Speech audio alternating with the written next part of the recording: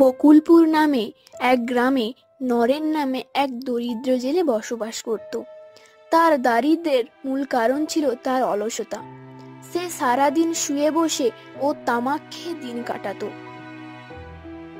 অন্যদিকে তার বউ লোকেদের বাড়ি বাড়ি কাজ করে সংসার চালানোর পয়সা উপার্জন করত, কিন্তু তাতেও সংসার চালানো খুব কঠিন হয়ে পড়ে। এর জেরে নরেনের বউ নরেনের ওপর সারাক্ষণ রেগে থাকতো এবং তাকে খুব কুকথা শোনাতো। মুলজা, কাজ করার মুরদ নেই, সারাদিন পড়ে পড়ে ঘুমোচ্ছে আর তামাক গিলছে। বলছি হ্যাঁ গা, বাইরে গিয়ে তো কিছু কাজ টাজ খুঁজতে পারো। ছেলেপুলে খেতে পাচ্ছে না, ঘরে একটাও চালের দানা বেঁচে নেই, এরপর ছেলেপুলে নিয়ে না খেয়ে মরতে হবে নাকি? কাজ তো খুঁজছি, না পেলে করবোটা কি? সারাদিন তামাক গিললে কি কেউ বাড়ি বয়ে এসে কাজ দিয়ে যাবে? পয়সা উপার্জন না করে বাড়ি ফিরবে না। এই বলে ধপ করে নরেনের বউ দরজা বন্ধ করে দিল। এদিকে নরেন আর কোনো উপায় না পেয়ে গ্রামের বাজারের দিকে বের হলো।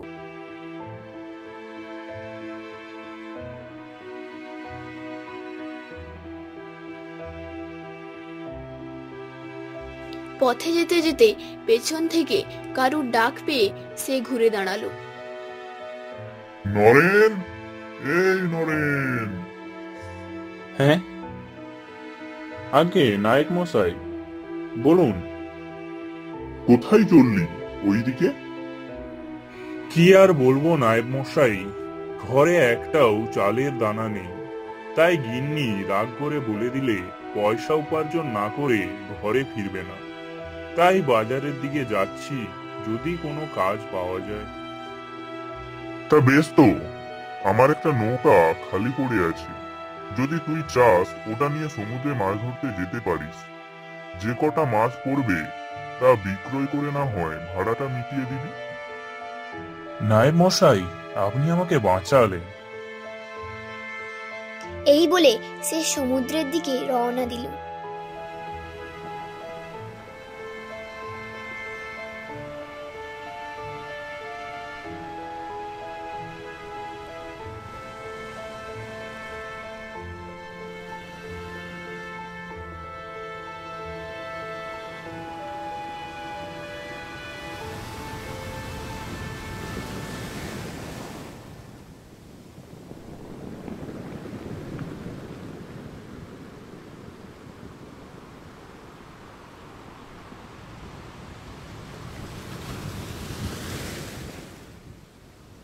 সকাল থেকে ৬-৭ বার জাল ফেকার পরও নরেন একটাও মাছ পেল না।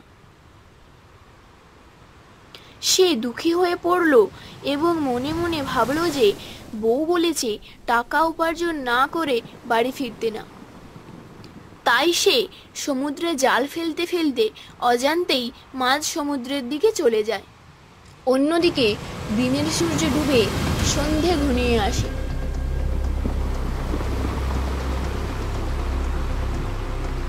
হঠাৎ সমুদ্রে ঝোড়ো হাওয়া শুরু হয়। নৌকা সমুদ্রের জলে উথাল পাথাল হতে থাকে ও বেলাগাম হয়ে পড়ে। এদিকে প্রচন্ড ঝড়ের দাপটে নরেন অজ্ঞান হয়ে নৌকার মধ্যে পড়ে থাকে। পরের দিন সকালে সে এক অজানা পাড়ে এসে পৌঁছয়। তার জ্ঞান ফেরার পর সে দেখে যে সেই পাড়ে কোনো জনবসতি নেই।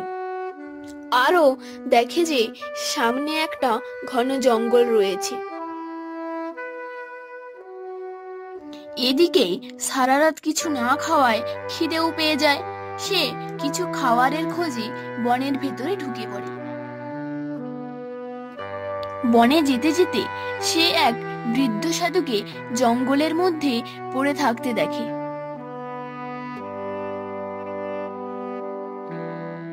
হে সাধু, আপনার কি হয়েছে?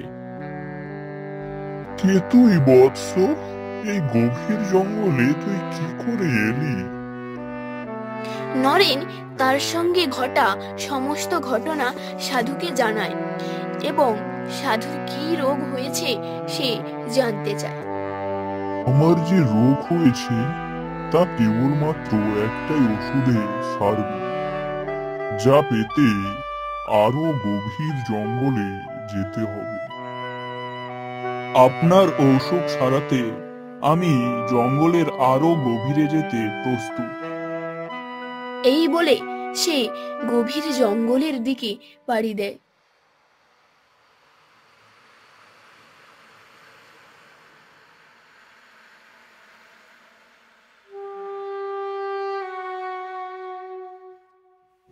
এই তো সেই লতা, যেই লতার কথা সাধু বাবা বলেছিল।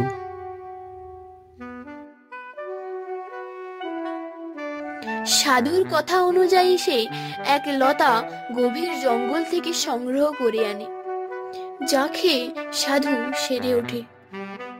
তার এই দক্ষতার জন্য সাধু তাকে এক জাল উপহার দেয় এবং জানায়, এই নে, এই জাল তুই যখনই জলে ফেলবি তখনই জাল ভরে মাছ উঠবে, আর তোর নৌকোটি তোর বাড়ির পথ অনুসরণ করে তোকে বাড়ি ফিরিয়ে নিয়ে যাবে।